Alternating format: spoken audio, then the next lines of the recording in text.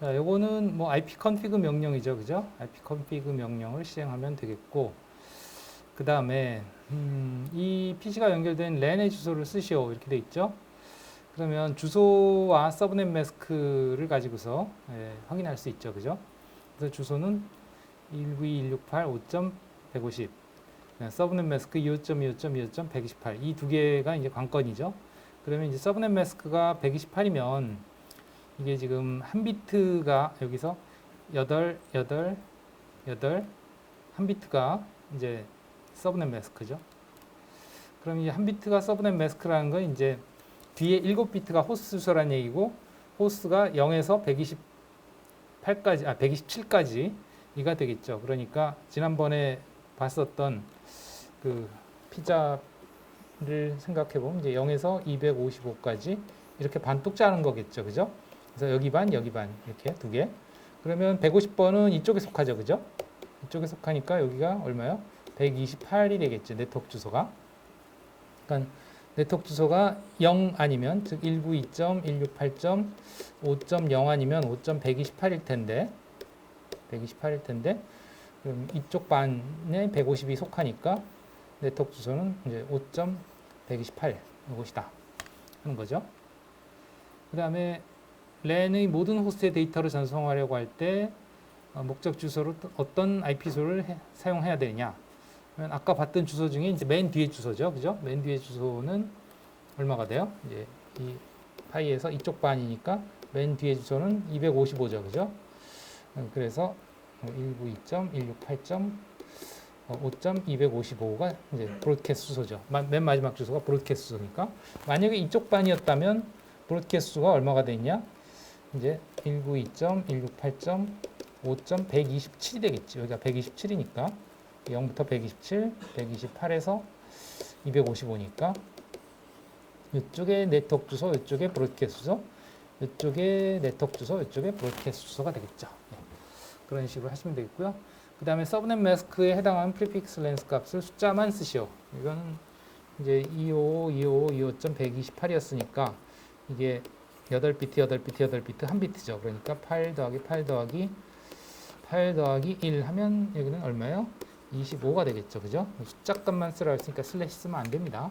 이 네트워크에 연결되는 라우터의 IP소는 이 랜에 사용되는 주소 중에 가장 큰 주소를 쓴다. 이것도 뭐 마찬가지로 이제 여기서 이 중에서 128에서 255까지 중에 얘는 네트워크 주소, 얘는 브로드캐스트 주소니까 가장 쓸 수 있는, 사용할 수 있는 가장 큰 주소는 254가 되겠죠. 그래서 192.168.5.254번이 될 거고, 그 다음에 만약에 문제 1에서 5의 랜의 호스트가 최대 30대까지 연결된다고 한다. 물음에 답하시오. 이제 이 랜에서 IP소를 최대한 효율적으로 사용하려고 한다 했을 때, 그러면 지금 현재 이 PC IP소를 포함해서 이 랜에 할당해야 되는 주소 전체 범위, 그럼 150번을 포함하면서 32대가 30개의 IP 주소, 30대의 컴퓨터가 연결돼야 되니까 150이 포함이 돼야 되고요.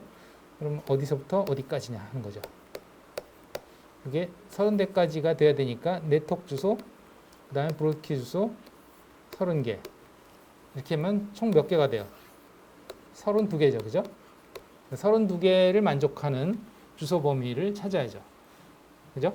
32개를 만족하는 주소 범위는 그럼 어디서부터 돼야 되냐 하면 결국은 뭐 32의 배수가 돼야 돼요. 32의 배수. 그럼 0, 32, 64, 96, 그 다음에 128, 그 다음에 160 이렇게 가죠. 그러니까 네트워크 주소가. 그러면 어디까지요? 160 전까지, 159까지죠.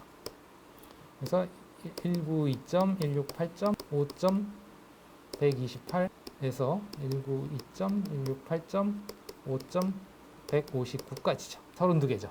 그죠? 150을 포함하면서 이 안에 150이 들어가죠. 네, 이런 식으로 하시면 되겠습니다. 그 다음에 이 PC 설정해야 되는 서브넷 매스크는 32개면은 이거는 2의 5제곱이죠. 그러니까 호스트 주소가 5비트라는 뜻이에요. 5비트가 32개를 나타낼 수 있잖아요. 그죠? 그러면은 네트워크의 주소는 32비트 빼기 5개는 27개죠. 그죠? 그러면 27개면 8개, 8개, 8개, 3개죠. 그럼 이거는 255, 여기도 255, 255, 3개면 128 더하기 64 하면 192, 거기다가 32 더하면 224죠. 224. 이렇게 되는 거죠. 서브넷 매스크는 네트워크 주소 비트가 1이니까 이거니까, 그죠? 255, 255, 255, 224. 전에도 얘기했죠. 그 앞에서부터 1이 0개일 때, 1개일 때, 2개일 때, 3개일 때 0, 128, 192, 224, 240, 248, 252, 254, 255. 이거 하나씩 늘어날 때마다 그 숫자는 그냥 테이블처럼 튀어나오는 게 좋다 그랬죠. 뭐 계산해도 금방 나오잖아요. 그죠? 128에다 64 더하면 192, 192에 32 더하면 224, 32에 16 더하면 240, 240에 8 더하면 248, 248에 4 더하면 252, 252에 2 더하면 254, 252에 1 더하면, 그죠? 요거 하나씩을 계속 더해 나가면 되니까.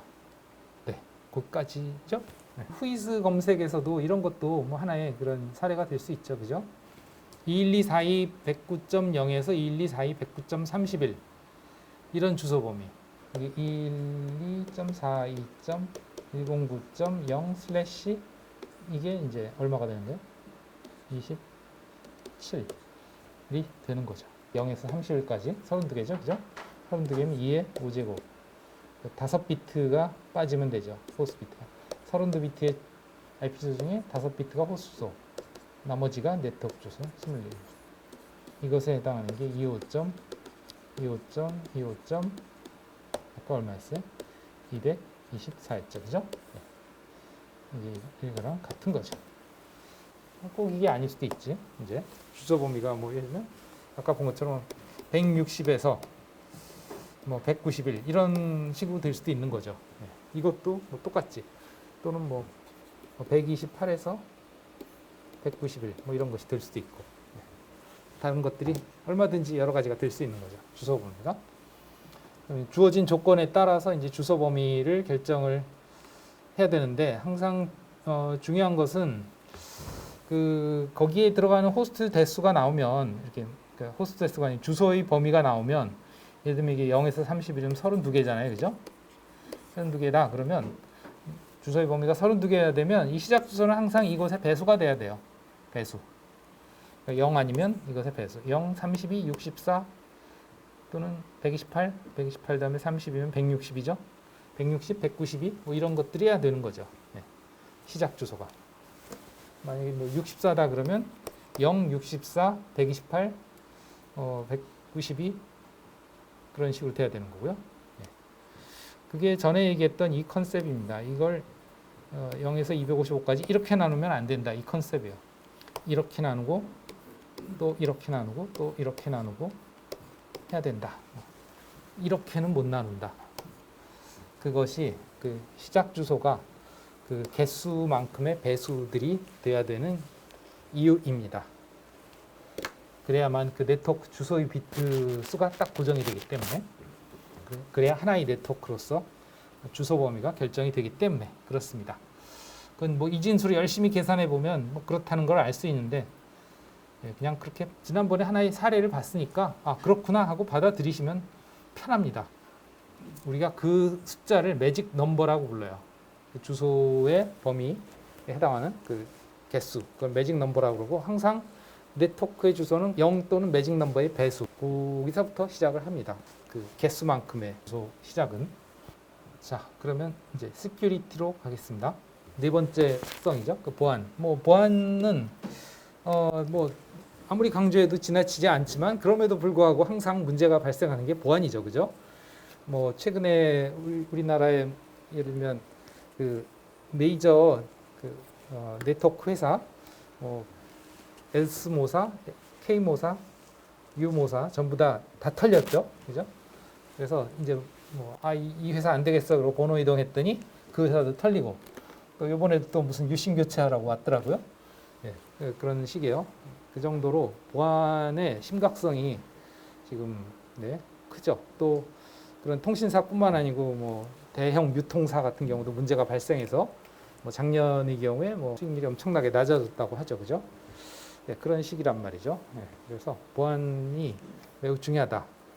그랬을 때 그럼 이제 보안에 뭐 어떤 부문에 대한 보안이 있느냐? Two types of network security 했을 때 첫 번째가 이제 인프라스트럭처에 대한 보안, 즉 네트워크를 구성하는 그런 장치들에 대한 보안이 되겠고요. 두 번째가 그 장치들에 저장이 되어 있는 또는 장치들 간에 유통이 되는 인포메이션, 정보죠. 정보에 대한 보안. 이렇게 두 가지에 대한 그 보안의 대상이 있겠다 하는 거죠. 그래서 그런 장치들에 대해서 보안을 취하는 그 방식은 두 가지의 또 그 보안 방식이 있겠다 하는 거고요. 첫 번째는 이제 물리적인 보안입니다. 그 물리적인 보안이라는 건 그 장치에 물리적으로 접근하지 못하도록 하는 것이 이제 물리적인 보안이에요. 예를 들면 지금 우리 실습실에 있는 장치들도 이렇게 랙에 설치되어 있으면서 뭐가 되어 있냐면 이렇게 문이 있고 잠금 장치가 있죠. 그러면 이 장치를 건드릴 수가 없죠. 그죠? 이게 이제 물리적인 보안이에요. 물론 이렇게 다 열려 있지만 실제 상황에서는 이렇게 그냥 열리면 안 되겠죠. 잠금 장치를 잠궈 놓고 그 다음에 이제 이런 장치가 있는 그 장치실도 그냥 아무나 드나들면 안 되고 반드시 저기 출입문에 또 잠금 장치가 있고 또 관리자만이 들어올 수 있게 식별할 수 있는 그런 장치가 있고 여기도 그렇죠. 뭐 그런 식으로 되어 있어야 된다. 이런 것들이 이제 물리적인 보안이라고 보면 또 한 가지 보안은 뭐냐면 이제 관리적인 보안이 있다. 관리적인 보안이라는 건 이제 그 장치를 이제 누군가가 거기서 작업을 할 수 있게 하지 못하도록 하는 거죠. 작업을 하지 못하도록. 그러니까 아무나 작업을 할 수 없도록.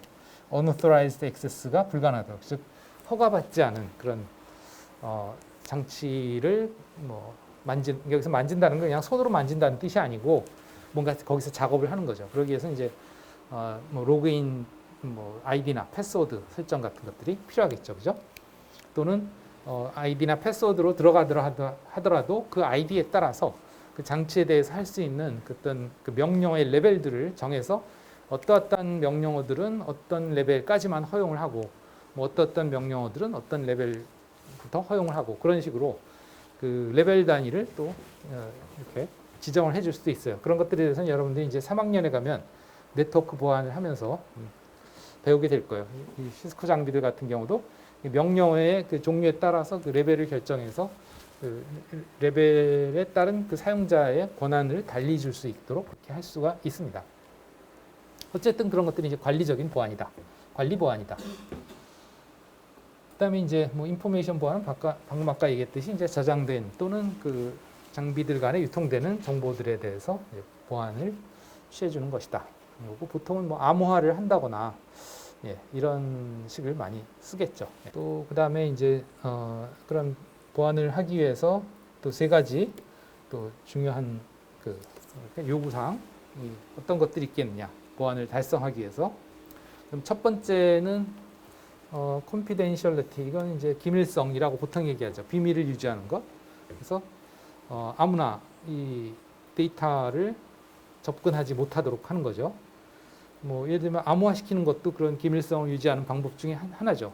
아무리 접근을 한다 하더라도 그 내용을 식별할 수 없으면 뭐 접근을 하나만 하기 때문에 또는 뭐 아예 그 접근이 불가능하도록 하는 것도 중요하겠죠. 이것들은 이제 기밀성.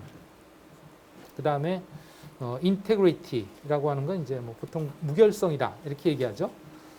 그 내용이 변질이 된 것인지 아닌지를 이제 체크할 수 있어야 되는 거죠. 그래서 유통 과정에서 데이터가 변조가 되거나 손상이 되거나 훼손되거나 그렇게 되지 않도록 하는 것이 이제 인테그리티가 되겠죠. unchanged. 그 다음에 이제 availability라는 건 이제 보통 가용성이다 이렇게 얘기하는데 available 하다 하는 게 이제 쓸 수 있다 하는 그런 뜻이 되겠어요. 내가 이것을 내가 쓸 수 있다. 그러면 이제 네트워크 장비들 같은 경우에 이제 보안에 문제가 발생하면 뭐 공격을 당했을 때 이제 여러 가지 이슈들이 생기죠. 뭐 성능 퍼포먼스가 낮아져서 네트워크 장비로서의 기능을 하지 못하게 된다든가, 뭐 서버들 같은 경우는 마찬가지죠. 뭐 디도스 공격이라든가 이런 것들이 발생했을 때 이제 예를 들면 그 서버에 많은 트래픽이 몰림으로써 정상적인 서비스가 불가능해지겠죠. 예를 들면 네트워크도 뭐 마비가 될 거고, 그 다음에 서버 자체도 뭐 사용량, 예를 들면 지난번에 우리가 서버 구축에서 봤습니다만, 뭐 vmstat 명령이라든가 이런 걸 통해서 메모리 사용량이라든가 CPU 사용량 이런 것들을 우리가 확인했었죠, 그죠? 그런 것들도 높아지면 CPU 사용량이나 뭐 메모리 사용량이 높아지면 서비스가 불가능해지죠. 더 이상 서비스를 위한 뭐 CPU라든가 메모리가 부족해지기 때문에 그런 것들이 이제 그 어떤 가용성의 문제가 발생하는 거죠. 서비스를 못하게 됨으로써 사용자가 그 시스템을 이용하지 못하게 되는 거니까 그런 것들을 이제 확보할 수 있어야 된다 하는 거죠. 보안을 취함으로써 그런 문제들을 발생하지 않도록 할 수 있게 해주는 것이 보안에서의 어떤 세 가지 요구 사항이 되겠다. 이것은 지금까지 얘기한 그 네 가지의 특성에 대한 설명이고 어느 것에 해당하느냐 하는 것을 뭐 해보는 겁니다. 그래서 Network should always be available. 네트워크는 항상 가용해야 된다. 즉 쓸 수 있어야 된다. 항상 동작해야 된다. 어느 것에 해당할까요? Fault tolerance에 해당하나요? Scalability에 해당하나요? Quality of Service에 해당하나요? Security에 해당하나요? 아까의 걸로 보면 여기에도 Availability가 있죠? 그죠? 그러니까 Security에도 해당이 될 것 같아요. 근데 또 Fault tolerance에도 해당이 될 것 같아요. 왜냐하면 Fault tolerance에서도 여기에 보면 fewest number of devices affected by 그 다음에 allows quick recovery 이런 게 사실은 가용성에 관한 얘기거든요. 그러니까 quick recovery라는 게 빨리 복구돼서 빨리 쓸 수 있어야 되는 거죠. 뭐 보안도 마찬가지예요. 보안도 뭐 DDoS 공격을 받는다든지 아니면 트래픽 때문에 과도한 어떤 공격 트래픽 때문에 이제 네트워크가 마비가 된다든지 그런 것들이 이제 가용성을 떨어뜨리는 거가 되겠죠. 그것도 어쨌든 그런 것들이 발생하지 않게 미리 차단한다든지 뭐 그런 조치가 필요하겠죠. 그죠? 그러니까 얘도 가용성이고 걔도 가용성인 것 같아요. 그래서 이 문제는 조금 부적합한 것 같은데 뭐 이 어베일러빌이라는 이것만 가지고 보면은 시큐리티에 가깝고 그러나 또 네트워크가 항상 사용할 수 있어야 된다. 즉 빨리 그 복구함으로써 최소한의 장애 시간을 이 되도록 해야 된다.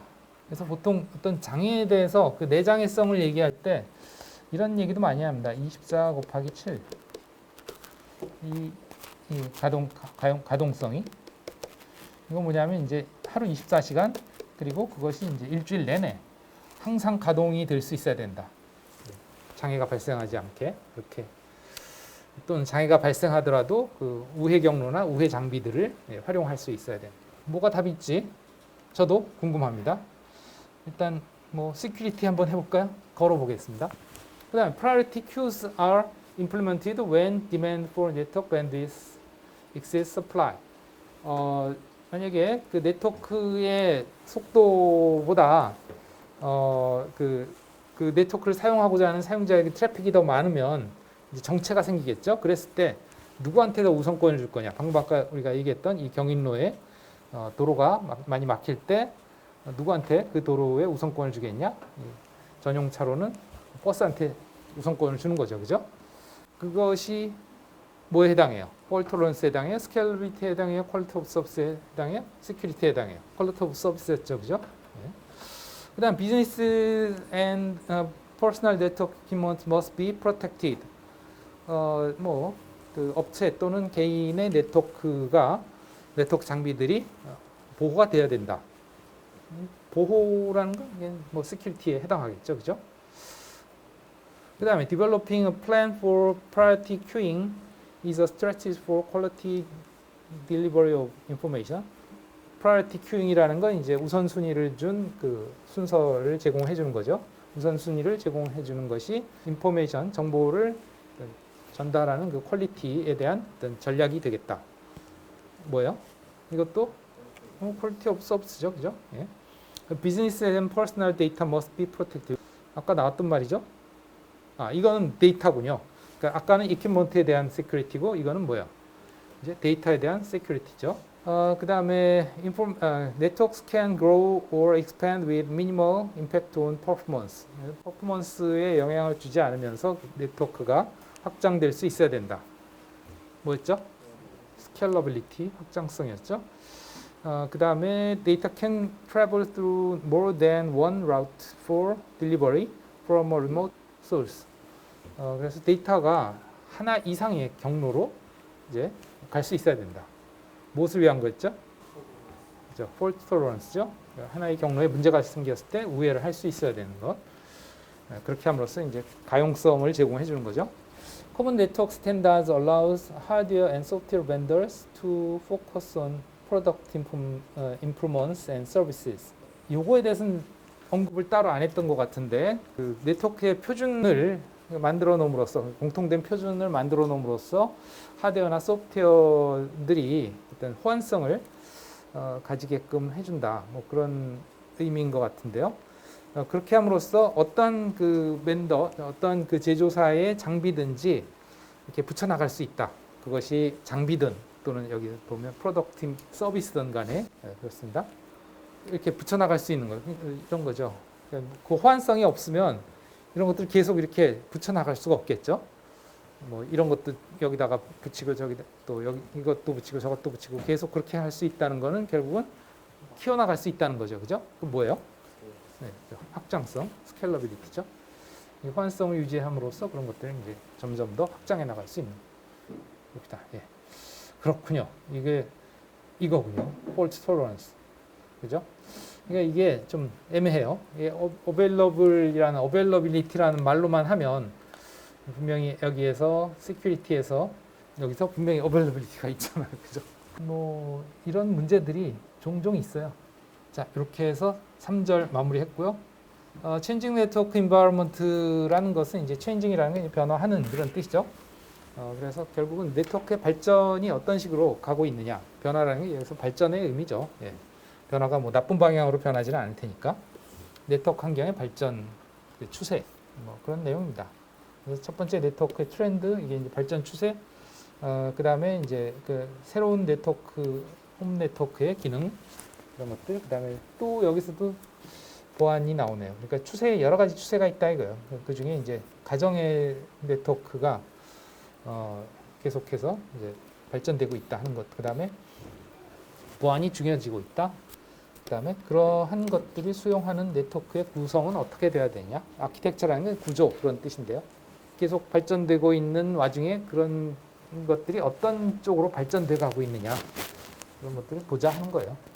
네, 시간이 다 된 관계로 4절은 다음 시간에 하겠습니다. 그래서 아마 1장까지가 시험 범위가 아닐까 싶은데요. 1장까지라고 해도 아까도 얘기했지만 그 뒤에 챕터들의 내용도 좀 공부를 좀 해야 되는데 뭐 참고 자료로 제가 이 클래스에 파워포인트 자료들을 추가로 올려놓은 것들이 있죠. 그런 것들도 참조해 주시고요.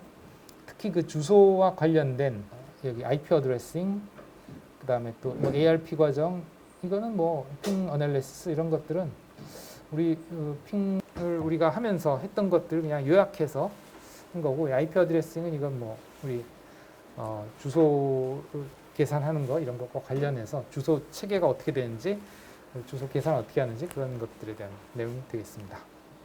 참조해 주시면 되겠어요. 네, 여기까지 마치고 오늘 실습한 거는 올려주시면 되겠습니다. 7주차에 트레이스 라우트 실습 내역 제출 있죠? 마칠게요.